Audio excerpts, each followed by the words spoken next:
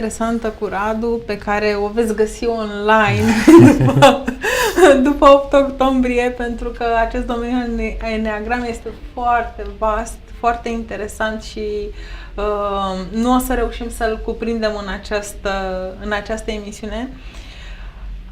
Să ne întoarcem la un pic, să clarificăm care este motivul pentru care această înțelegere a personalității poate fi utilă pentru viitor.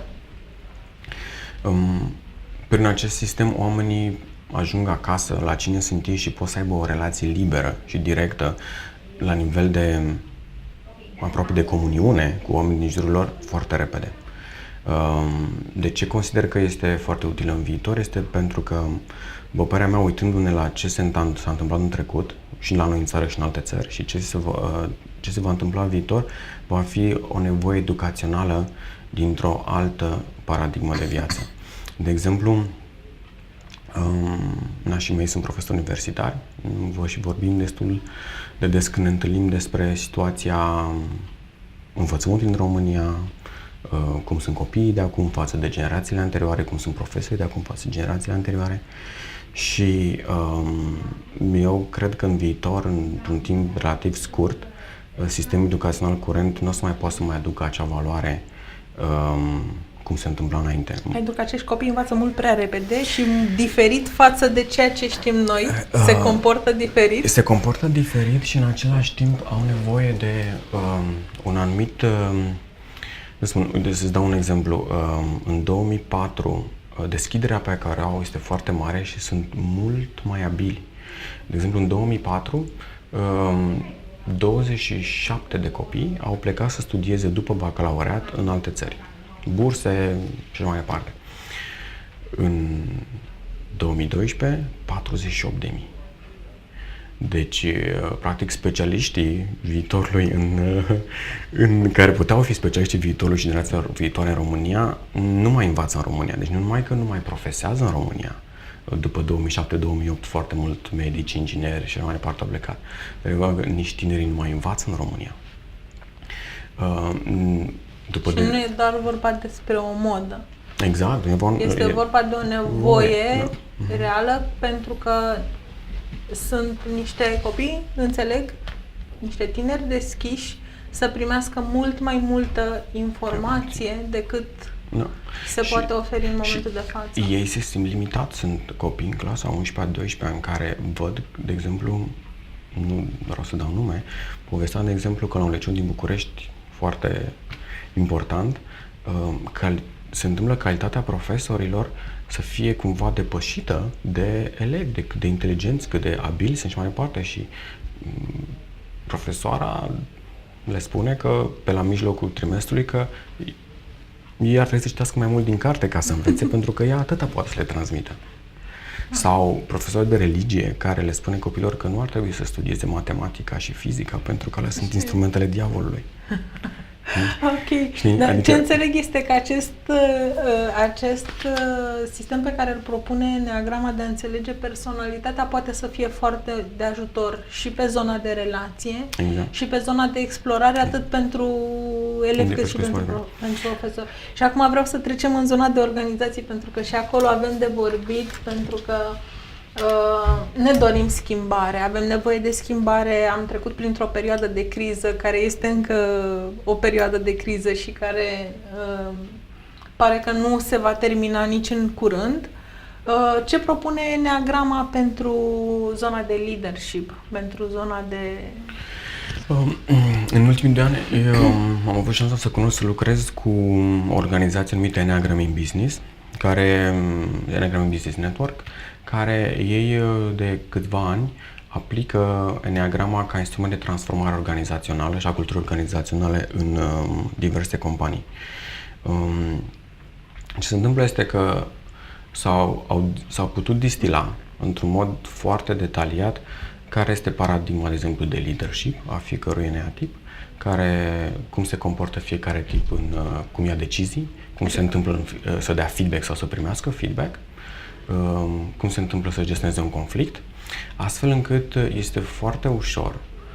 Sunt organizații, de exemplu, o poveste în care 2 manageri, adică organizație în domeniul farma foarte mare, doi manageri care lucrau de 10 ani împreună nu puteau să aibă o relație personală, lucrau foarte bine pentru că erau profesioniști, fiecare își făcea treaba bine, dar nu se conectau, nu aveau o relație personală, umană, dincolo de profesionalism. Și asta, da, e posibil să trăim așa, dar... Creează Creează tensiune, cu anumite abilități poți să și o gestionezi, dar nu e naturală. Și e un efort constant pe care amândoi trebuie să-l depună, să fie... Să scurge energie, să scurge atenție de acolo, exact. Și nu ne dorim, nu mai trăim în lumea și la timpul la care ne dorim la serviciu să fim profesionistul, muncitorul și acasă să fim omul. Viața e aceeași, valorile sunt aceleași. Cum ar fi să fim și la servici același om, cu aceleași valori și cu aceeași deschidere și capacitate de empatie și relație umană. Exact. Și ce se întâmplă e că după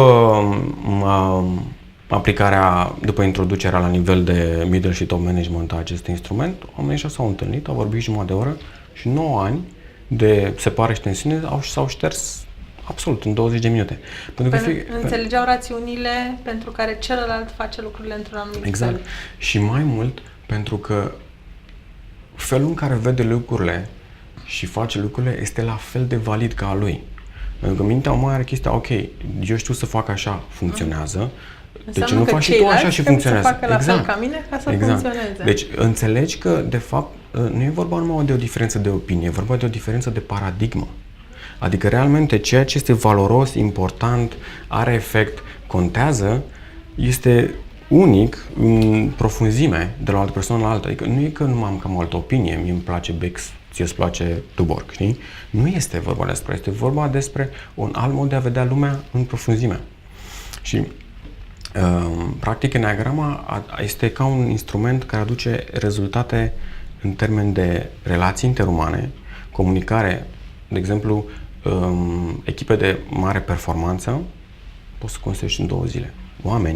15 oameni, în 2 zile cu chestia asta, înțeleg totul, unii despre dinamica între ei, știu exact celălalt cum ascultă, ce-i convine, ce-i place, de ce-i place și reușesc să comunice și în 2 zile pot să treacă la stadiu de a performa eficient o echipă.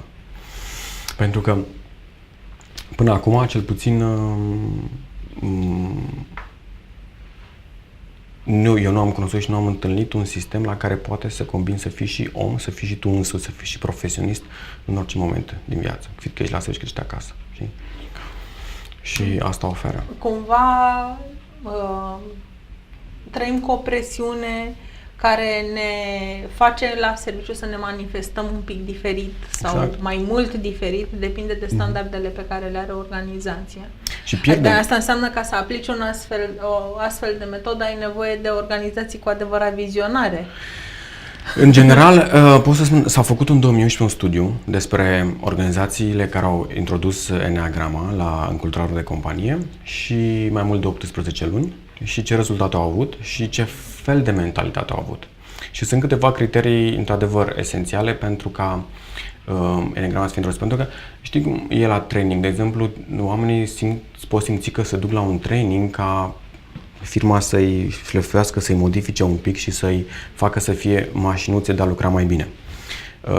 Și atunci oamenii rezistă acest lucru, e și normal. Și ce s-a fost foarte interesant, într-o mare companie farma în Loroș, unde se folosește foarte mult asta, 86% din angajați au venit la acest training opțional. Cea mai mare rată la cel mai mare training în organizația lor opțional. 86% din angajați.